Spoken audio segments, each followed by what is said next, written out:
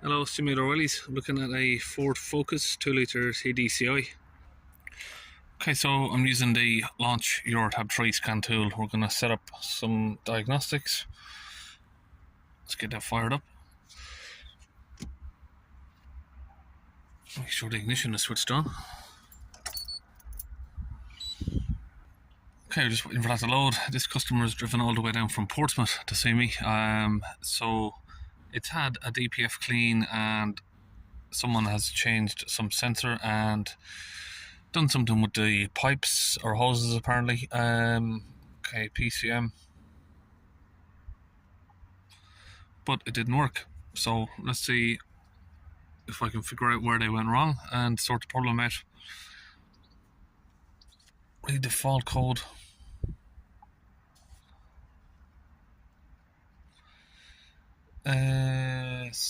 Particle filter, pressure sensor circuit, range, performance, and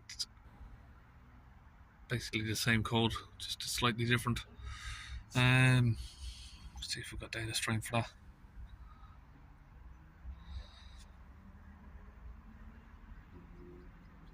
Differential pressure on the particle filter, engine coolant. I don't want the voltage, you want the degrees.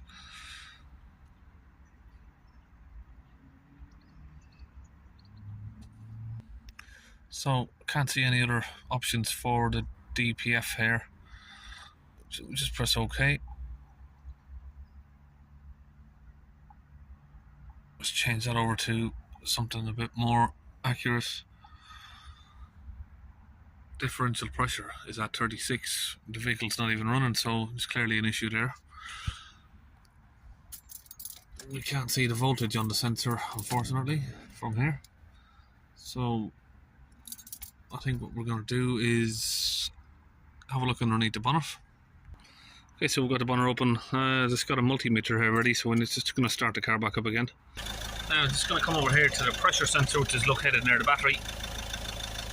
It's already see it's a bit wobbly, it's not fitted properly.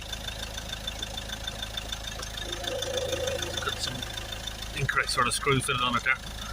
So I'm just going to test if we've got some sort of voltage on the sensor. Let's switch this on.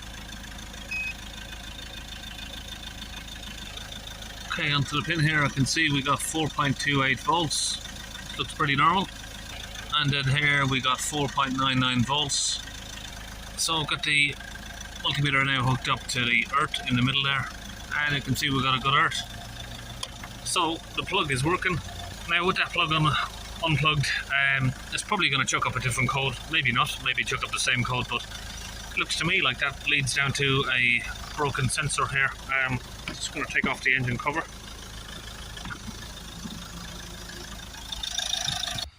Okay, so being a weekend, I had a feeling this was going to happen, so I did check that there was a part in stock. So I've got one here from Beckerman. We'll get this fitted. Okay, so I've just taken out that screw. It's a Phillips head screw. I don't think that's the right screw, to be honest. That should be on there, but I can see someone's been messing around with these tubes. One of them looks like it's got a piece missing off the side there, and the clamps aren't where they should be. So let's see if we can get that off. This one's a little bit tight. Yep, we can see that there's been a piece of that maybe cut off there, something like that. Right, got that sensor out. We'll hook up the new one and see what difference that makes. So first, let's switch on a digital manometer here to see if we can read some live pressure from the DPF. Let's get it over to millibars. I'll just connect it up there to the hose, the bigger hose there for the DPF. Okay, let's start the car back up. So that just says high. So basically what that means is it's too high for the meter to read. Disconnect that. Okay, so away from the engine noise, what that means is it maxed out what the manometer could read there. I'm not sure what the max is on this. Something maybe like 500 millibars or something. Okay, so that's the new sensor all wired in there. Back into the car there, you can see we now have 0 pressure. So back at the codes here, it doesn't seem to have triggered any other fault codes for disconnecting the circuit. We're going to go to, hang on a minute, go back there, we're going to clear those fault codes. Now we'll go to special functions, see if there's any option to register in a new differential pressure sensor. Reset the particle filter values, refill the fuel additive tank. No. So it looks like we don't need to do that if the option's not there. Okay, so what I've done here is I've mixed some Launch UK DPF cleaner into the gun here with a bit of mixture of some water, and we're going to now get that mixed into the car. Sorry, not mixed. Injected into the car via this gun here that's connected to my compressor just over there. Okay, we've got that connected to the compressor there, and my pipe is just about long enough so we're going to get that connected straight into her there. Again, the second hose in goes to before the DPF. This one goes after. What we might do is might still put a tiny little amount of cleaner through that just to make sure that there's no blockage in the metal pipes and it is flowing through. Okay, a lot of pressure in there. It's just blowing the pipe off. I'm going to try and get that clamped on a bit tighter. Okay, we're squeezing the trigger. We've got that clamped up a little bit tighter there, just so it's staying in. And we have the fluid going in. I'm just going to save a tiny amount to go in the other tube, like I said. Okay, so that's both sides done. We've only just put like a tiny amount, a few seconds of it through here, just to make sure that we are flowing. Okay, now we can get the pressure sensor hooked back up. Okay, we're back in the car after a few minutes. We are going to start it up and see where the pressure sits. Hold the revs up. 3000 RPM.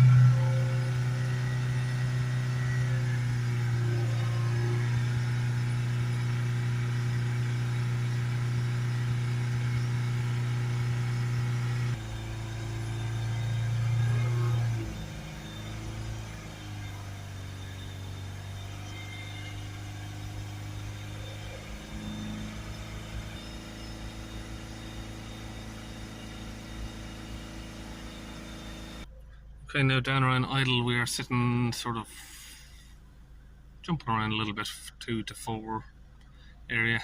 Pretty normal looking readings, apart from it being a little bit erratic, but some of these Fords are like that. Now, just so we can make sure and clear all the fault codes and they're not going to come back, we have to reset the particle filter values.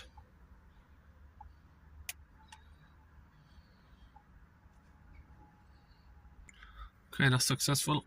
So we press OK.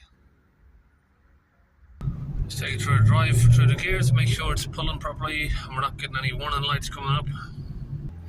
So after this problem came back when he had the DPF done by the previous DPF cleaner, he had it looked at again and he was told it needs a thermostat because of the gauge there. So if you look at that gauge, they cannot be trusted. It's just a manual gauge. They're not anywhere accurate.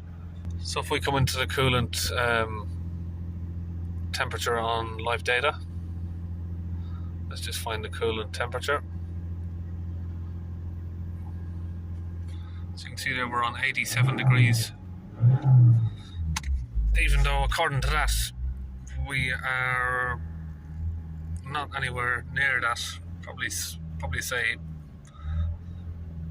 so we got 60, 70, probably, yeah, it's a little bit off. So you can see there that when we accelerate it to get it up to 90 degrees, it still doesn't move. So that gauge is just not accurate, that's all. So that's it, that's one Ford Focus back on the road. See you in the next video.